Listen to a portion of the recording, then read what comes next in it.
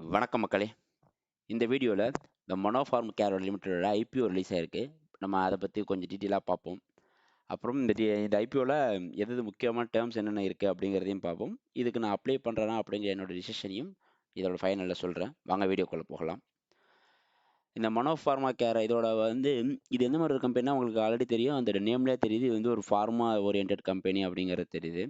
So இப்போ இருக்க டேர்ம்ஸுக்கும் இப்போ இருக்க நம்மளோட வேர்ல்டு சுச்சுவேஷனுக்குமே ஃபார்மாட்டிக்கல் கம்பெனினாலே நல்லா பிலீவ் பண்ணக்கூடிய ஒரு கம்பெனி அப்படிங்கிற மாதிரி தான் வந்திருக்கு. ஏன்னா அழிவே இல்லாத கம்பெனி அப்படிங்கிறது தான் ஃபார்மா கம்பெனிக்கு சொல்லுவாங்க. அதாவது ஃபார்மா கம்பெனி டெவலப் ஆகிக்கிட்டே தான் போயிட்டுருக்கு. உங்களுக்கே தெரியும் ஒரு மருந்தோட விலை எவ்வளோ ஏறிக்கிட்டு போயிட்டுருக்கு அப்படிங்கிறது உங்களுக்கு தெரியுது இல்லையா? ஸோ அந்த மாதிரி அதாவது மெடிக்கல் ஃபார்மாவோட டெவலப்மெண்ட்டுமே அதிகமாக தான் இருந்துட்டு இருக்க போகுது. ஸோ அதோட ப்ராஃபிட்டுமே அதிகமாக இருக்க போகுது. அது கிட்டத்தட்ட ஒரு பேசிக் நீட் அப்படிங்கிறதுனால ஃபார்மா கம்பெனினாலே மிகப்பெரிய ட்ரஸ்ட் எல்லாருக்குமே உண்டு. ஸோ நம்பக்கூடிய ஒரு கம்பெனி தான் அப்படிங்கிறது செக்டார் தெரியுது இல்லையா? ஃபார்மா செக்டார் அப்படிங்கும் போதே நீங்கள் கொஞ்சம் ட்ரஸ்ட் பண்ணக்கூடிய ஒரு கம்பெனி தான்.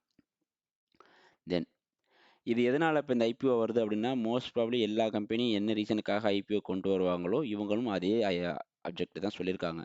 என்னென்னா கேபிட்டலை இன்க்ரீஸ் பண்ணணும், எக்ஸ்பென்சஸ் இஷ்யூ அதை சரி பண்ணணும். அது மட்டும் இல்லாமல் அவங்களுக்கு தெரியும், உங்களுக்கு ஜென்ரலாக இப்போ அவங்க பண்ணணுனாலே ஒரு கார்ப்பரேட் பர்பஸ்க்காக தான் பண்ணுவாங்க. ஸோ இதுதான் ஜென்ரலாக இருக்கிறது. எதுக்கும் ஸ்பெசிஃபிக்காக ஒரு பர்பஸ் அவங்க சொல்லலை. நார்மலாக எல்லா ஐபிஓஸில் என்ன சொல்லுவாங்களோ அதே தான் சொல்லியிருக்காங்க. தென் இது ஐபிஓ என்றைக்கு வருதுன்னு பார்த்தீங்கன்னா 28லேருந்து 30க்குள்ளே நீங்கள் அப்ளை பண்ணலாம். Face value 10. ஸோ ப்ரைஸ் 26லேருந்து 28 வரைக்கும் அப்ளை பண்ண ஒரு சான்ஸ் இருக்குது. 4000 அப்படின்னா கிட்டத்தட்ட 4000 ஷேர் அப்படின்னா ஆல்ரெடி போட்ட மாதிரி தான். ஒரு 1,25,000 அந்த ரேஞ்சுக்கிட்ட வரும். அபோவ் 1,00,000 கிட்ட வரும் ஐபிஓ. பட் இதில் மிகப்பெரிய அட்வான்டேஜ் என்னென்னா, நான் சொன்னது மாதிரி இந்த செக்டார் ஓகேவா, இது ஒரு ஃபார்மா செக்டார். ஸோ இதோட டெவலப்மெண்ட் கொஞ்சம் ஹையாகவே இருக்கும் கம்பேர்ட் டு அதர் செக்டார். இது என்னுடைய ஒரு கணிப்பு. அது கிட்டத்தட்ட இப்போ முக்கால்வாசி பேரோட கணிப்புமே அதுவாக தான் இருக்குது. ஓகேவா, சொன்ன மாதிரி 28 வருது க்ளோசிங் டேட். இது எல்லாமே நீங்கள் அப்ளை பண்ணும்போதே உங்களுக்கே தெரிய வந்துடும். ஸோ இதை பற்றி பெருசாக சொல்ல தேவையில்ல, நீங்கள் அதை பார்த்துக்கோங்க. தென் நான் சொன்ன மாதிரி 1,12,000 4000 ஷேர் அப்படிங்கிற மாதிரி ஒரு ஆளுக்கு ஒரு ஷேர் தான், மேக்ஸிமமே ஒரு ஷேர் தான் வாங்க முடியும். ஸோ பணம் கம்மியாக இருக்கிறவங்க இந்த ஐபிஓ அப்ளை பண்ண வேணாம். ஓகே, பட் இந்த ஐபிஓ அப்ளை பண்ணணுங்கிற ஆர்வம் இருக்கிறவங்களும் அமௌண்ட் இருக்கிறவங்களும் இதை அப்ளை பண்ணலாமா வேணாமா அப்படிங்கிற ஒரு டிசிஷன் நீங்கள் எடுக்கணும்.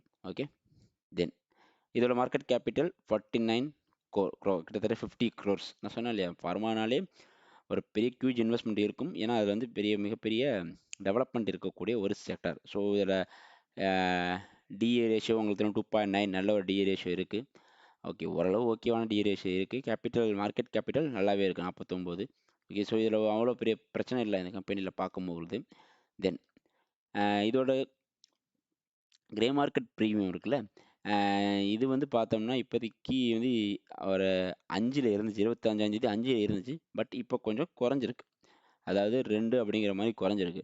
ஸோ இந்த ஐபிஓவில் நம்ம பார்க்கக்கூடிய ஒரு சின்ன ட்ராபேக், ஒரு பெரிய மைனஸ் அப்படின்னு பார்த்தோம்னா இந்த கிரே மார்க்கெட் ப்ரீமியம் தான். பட் இன்னும் டைம் இருக்குது. இது 28 அன்னைக்கு வந்ததோட கிரே மார்க்கெட் ப்ரீமியம் 2 அப்படிங்கிற மாதிரியும் 25லேருந்து கொஞ்சம் குறைஞ்ச மாதிரியும் இருக்குது. ஸோ இந்த ஐபிஓ அப்ளை பண்ணணும் அப்படிங்கிற ஆர்வம் உள்ளவங்க ஒரு 1 டே வெயிட் பண்ணுங்கள்.